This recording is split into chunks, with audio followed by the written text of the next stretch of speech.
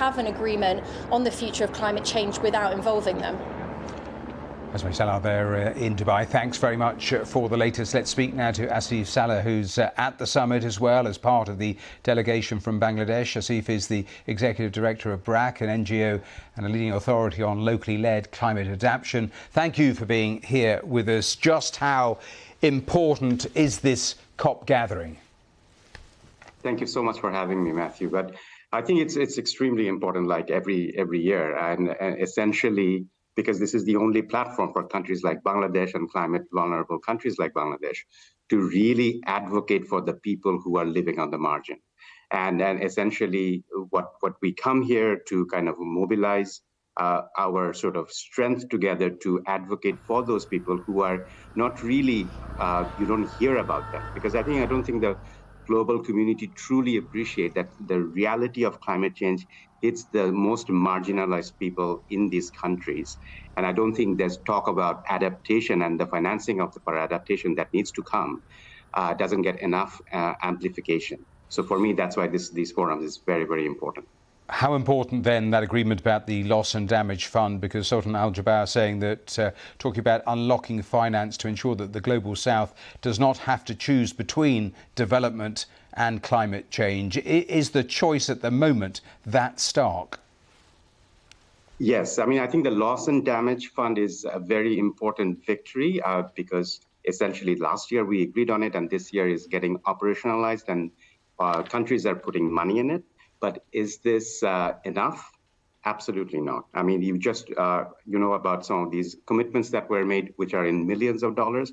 Just to give you some perspective, the damage during the Pakistan flood in 2022 was about $22 billion.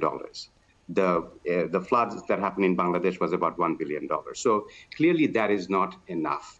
But the question becomes, which is why these are very important, which is like getting the community ready to kind of support resilience building of this community, which has to be locally led, and the financing for scale has to come for for that, and that's not there right now. And again, their communities are fighting. And just to give you one example of Bangladesh, is like every day we have almost 2,000 people coming to the city of Dhaka, and majority of them are from these 10 coastal cities.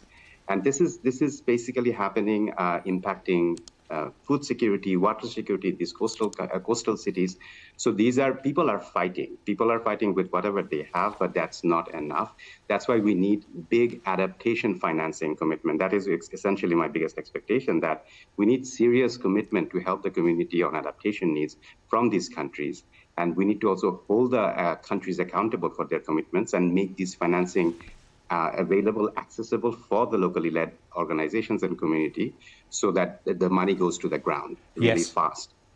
So the amount in that fund is absolutely critical. Also, is the tougher task, and you touched upon it just there, that absolutely fundamental is deeper cuts to emissions, getting away from fossil fuels, and actually delivering on promises, not just making pledges, but actually delivering on them. Absolutely. I think we have seen 100 billion promised, but nothing of that. Just only about 3% of what actually countries need has come to from adaptation financing come to these countries.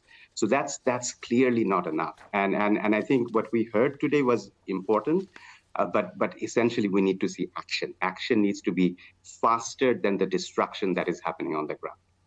Asif, we have to leave it there, but thanks for taking time to speak to us here on BBC News. Good to talk to you. Thank you for having me.